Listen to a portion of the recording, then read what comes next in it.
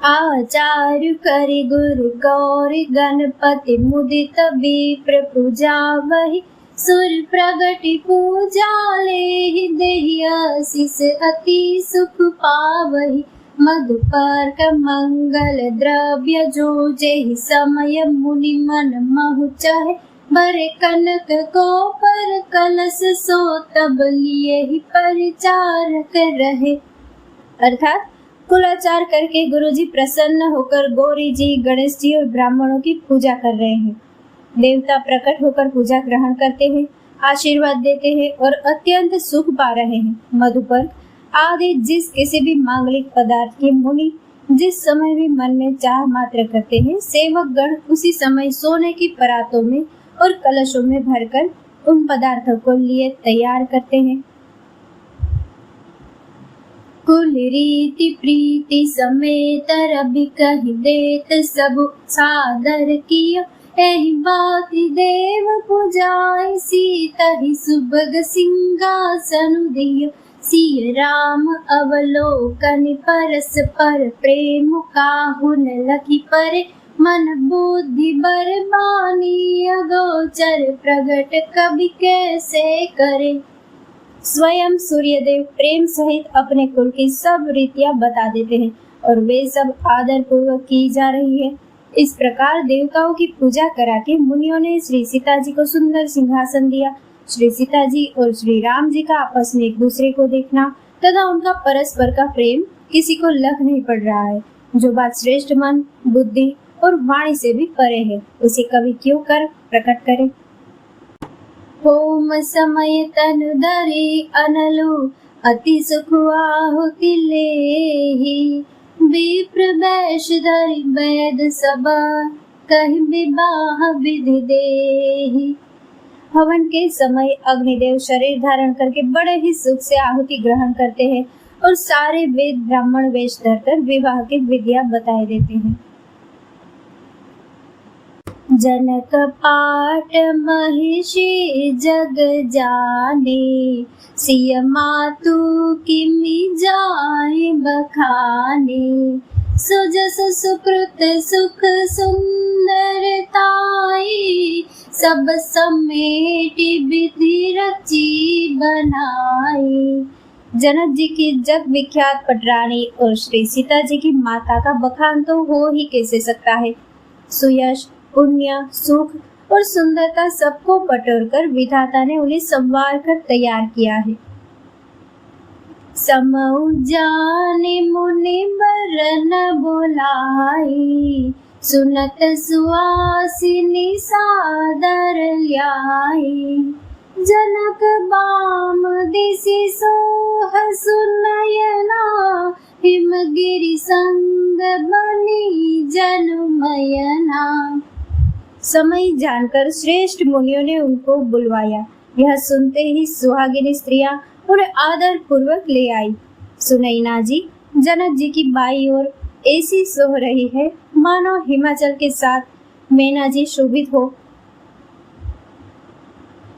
कनक कलश मणि को पररूरे सुचि सुगंध मंगल जल पूरे निज कर मुदित राय अरुरानी धरे राम के आगे आनी।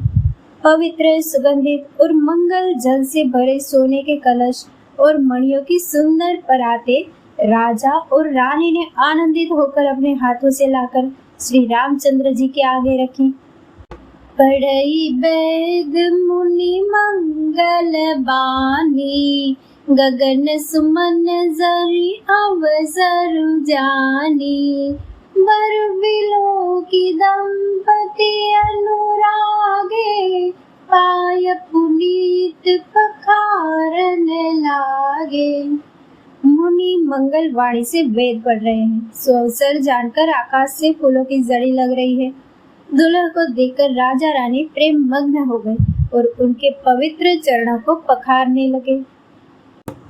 लागे पखालन पाय पंकज प्रेम तन फुल कावल नभ नगर गान निशान जय धुनि उमगी जनु चाहु दिशि चली जे पद सरोज मनोज अरि उर सर सदैव बिराजहि जे सुकृत सुमिरत विमलता मन सकल कलिमल भाजहि। वे श्री राम जी के चरण कमलों को पखारने लगे। प्रेम से उनके शरीर में पुलकावली छा रही है। आकाश और नगर में होने वाली गान नगाड़े और जय जयकार की ध्वनि मानो चारों दिशाओं में उमड़ चली।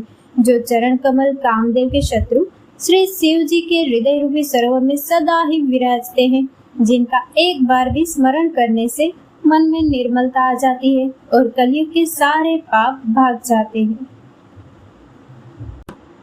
जे परसि मुनि बनी तलहि गति रही जो पात कमई मकरंद जिनको शंभु सिर सुचिता अवधि सुर बरनई करि मधुप मन मुनि जोगी जन जैसे अभिमत गति लहे ते पद पखारत भाग्य भाजनु जन को जय जय सब कहे। जिनका स्पर्श पाकर गौतम मुनि की स्त्री अहल्या ने जो पापमयी थी परम गति पाई, जिन चरण कमलों का मकरंद रस यानी कि गंगा जी शिव जी के मस्तक पर विराजमान है, जिसको देवता पवित्रता की सीमा बताते हैं। मुनि और योगी जन अपने मन को भौरा बनाकर जिन चरण कमलों का सेवन करके मनोवांछित गति प्राप्त करते हैं, उन्हीं चरणों को भाग्य के पात्र यानी कि बड़भागी जनक जी धो रहे हैं। यह देखकर सब जय जयकार कर रहे हैं। बर कुंवर कर तल जोरी साखो चारु दो कुल गुर करे भयो पानी गहन बिलो के विधि सुर मनुज मुनि आनंद भरे सुख मूल दुलहु देखि दंपति पुलक तन हुलस्योहियो करि लोक वेद विधानु कन्या दान नृपभूषण कियो। दोनों कुलों के गुरुवर और कन्या की हथेलियों को मिलाकर साखोच्चार करने लगे। पानी ग्रहण हुआ देखकर ब्रह्मादि देवता मनुष्य और मुनि आनंद में भर गए। सुख के मूल दुल्हा को देखकर राजा रानी का शरीर पुलकित हो गया और हृदय आनंद से उमंग उठा। राजाओं के अलंकार स्वरूप महाराज जनक जी ने लोक और वेद की रीति को करके कन्यादान किया।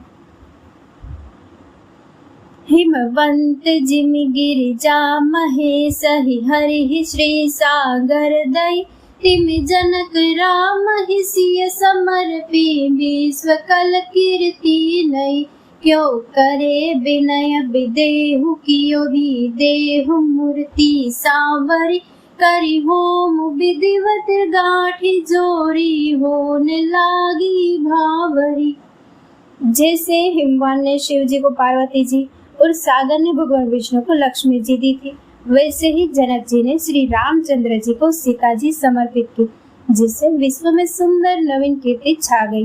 विदय यानी कि जनक जी कैसे विनती करे, उस सावली मूर्ति ने तो उन्हें सचमुच विदय ही कर दिया। विधि पूर्वक हवन करके गठजोड़ी की गई और भावरे होने लगी। जय धुनि बंदी वेद धुनि मंगल गान निशान सुनि हर्षहि परषहि विबुध सुरतर सुमन सुजान। जय ध्वनि, वंदी ध्वनि, वेद ध्वनि, मंगल गान और नगाड़ों की ध्वनि सुनकर चतुर देवगण हर्षित हो रहे हैं और कल्प वृक्ष के फूलों को बरसा रहे हैं।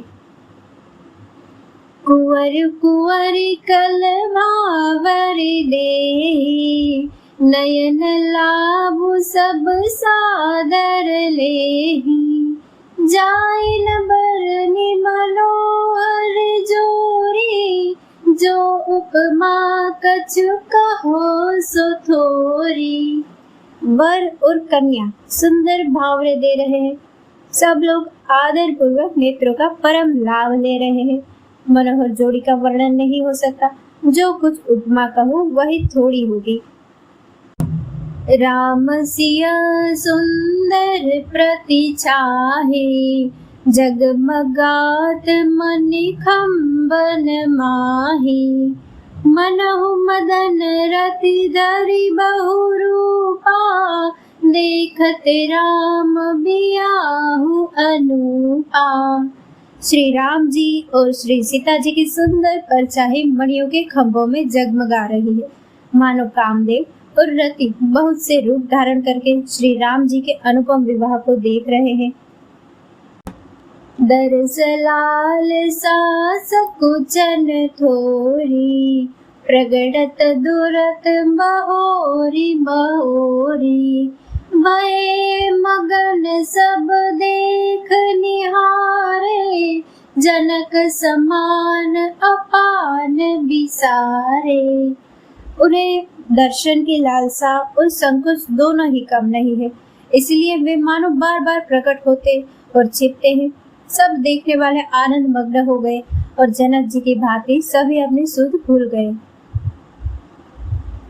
प्रमुदित मुनिन भावरी फेरी, नेग सहित सब रीति निवेरी। राम सिया सिर सिंदूर देहि, शोभा कही न जाति विधि के ही। मुनियों ने आनंद पूर्वक भावरे फिराई और नेग सहित सब रीतियों को पूरा किया। श्री रामचंद्र जी सीता जी के सिर में सिंदूर दे रहे हैं, यह शोभा किसी प्रकार भी कहीं नहीं जाती। अरुण पराग जलज बरनी के, शशि भूष अहिलोभ अमी के। बहुरी वशिष्ठ देनी अनुशासन, वर दुल्हिनी बैठे एक आसन। मानो कमलों को लाल पराग से अच्छी तरह भरकर अमृत के लोभ से सांप चंद्रमा को भूषित कर रहा है। फिर वशिष्ठ जी ने आज्ञा दी, तब दुल्हा और दुल्हन एक आसन पर बैठे।